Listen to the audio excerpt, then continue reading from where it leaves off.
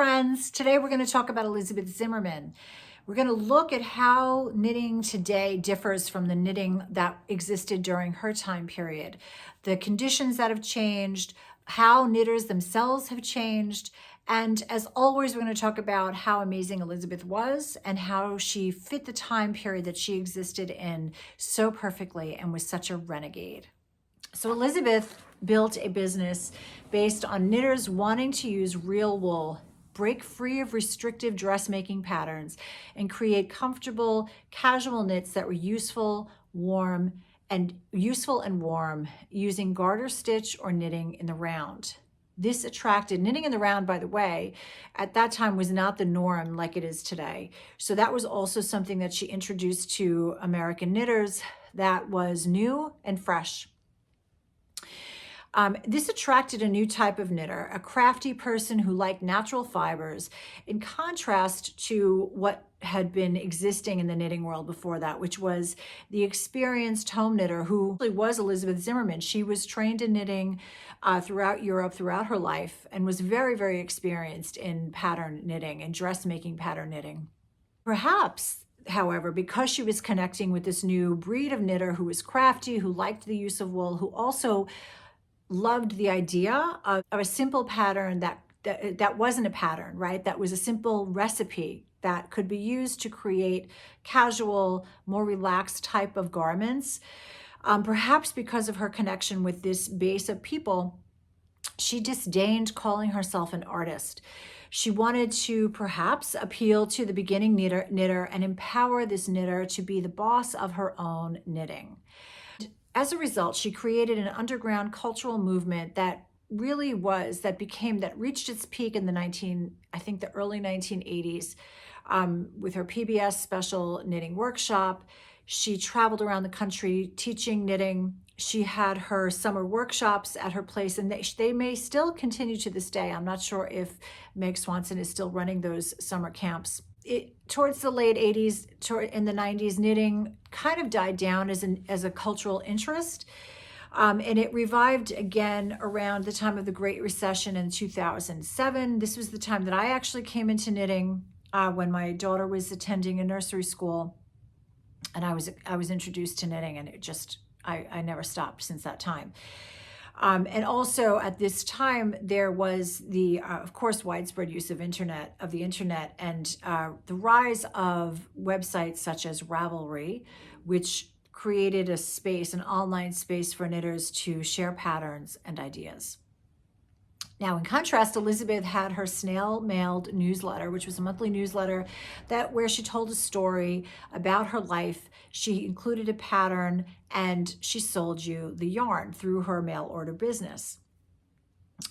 She also did in-person workshops. She wrote books during this time. She presented her knitting in art shows.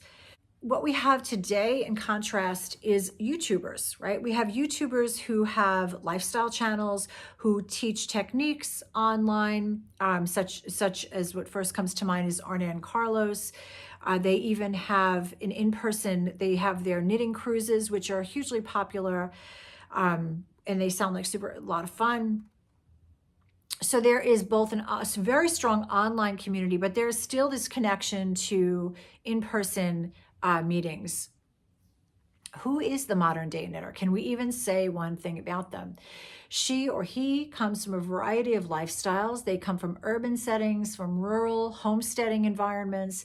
They are very young, they're older, they're longtime advanced knitters. They are true beginners, they're middle beginners, they're knitters of color. There's LGBTQ plus knitters. There's even knitters that love Trump, as shown by the recent problems that were happening on Ravelry and the formation of an alternative site so that people could feel free to talk about Trump. What are the interests of today's knitter? Is wool a uniting factor? Perhaps it is.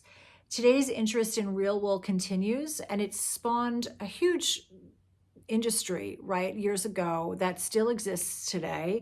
The natural dyers, sheep raisers, and wool spinners that was fairly significant. However, I just spent a few minutes looking at this industry online, and the numbers are quite significantly, they've dropped significantly over the last decade or so. And this is probably due to the rise, at the same time that Ravelry was coming into place, there was the rise of knit picks. There's, of course, Michaels has always been around, Lion Brand. There's a lot of online competition for people to buy whatever yarn they like, right? When we look back to Elizabeth Zimmermann, she created a pattern and she sold a relatively hard to get product that would go along with this pattern. So this would be the equivalent of selling kits today, right? But we can still look at a pattern on any pattern that we want to choose and either choose to do the kit or purchase the equivalent of some kind of yarn online. And this did not exist during Elizabeth's time, right? So she had that on her side, that she had people who were looking for a particular product that she alone really was able to give them. And I'm sure this was a big support to her business, to her mail order business. So here's just my stash of wool that I pulled out. Now, had you asked me before I did this, if I am strictly a wool person or if I use synthetic yarn, I would have absolutely said that I am a wool person. And here is a locally grown and raised beautiful rustic yarn that I purchased at a local place, Wing and a Prayer Farm. I have plenty of that, right? Here's my Plotalopi, which is as real as it gets. Here's something from Green Mountain Spinnery, right? Real wool. But however, look, I have, here's some patents that I purchased at Michael's. I believe this is a synthetic green that I needed to just fill in a sweater that I was making. Here's another locally grown, locally raised, natural, undyed wool. Here's something I purchased on Knit Picks. So you can see that, oh my gosh, and here's something I purchased from Lion's Brand. So you can see that even the most dedicated wool user today uses a variety of yarns for different patterns and for different uses. So today we see knitters who love real wool. They love to use it, and it's significantly more expensive than what you can find in Michael's. As I mentioned just a moment ago, raising and shearing sheep, it's a big expense. It's not like people are charging prices that aren't legitimate, right? This is a labor and cost intensive business. Additionally, some of these yarns that come from local and small farms they have a rustic hand, and some knitters prefer to use a softer, drapier yarn that you can easily purchase online as well.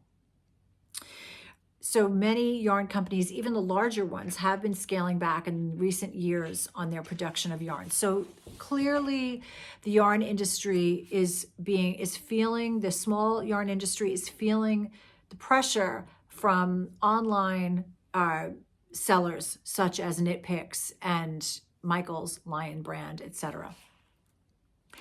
Is ease of pattern a deciding factor or a uniting factor for knitters? And perhaps, again.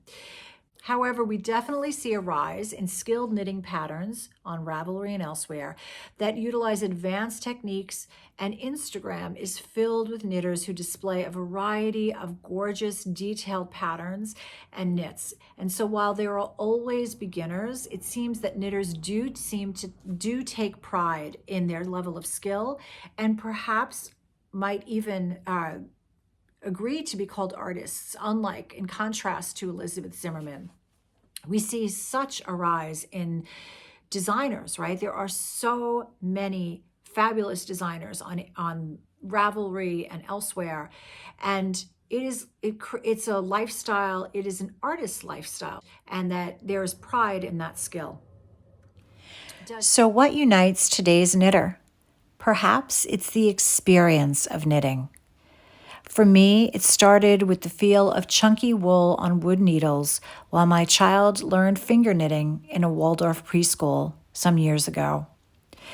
My mind slowed as my fingers busied with productive, useful work. I made something beautiful and useful. I gained agency that had previously been unknown to me. Much like growing my own food in the garden, making my own clothes made me feel like I had some power in this sped-up, consumer-driven society. I had an alternative to purchasing mass-produced clothing manufactured in countries where workers were exploited. Additionally, I knew that if I continued to practice knitting, I could develop a skill that gave me a certain acknowledgement, an alternative status in today's flashy culture perhaps, but an acknowledgement among others in my knitting tribe nonetheless. I may not have a lot of control in this world, but I could be, as Elizabeth Zimmermann declared so many years ago, the boss of my own knitting.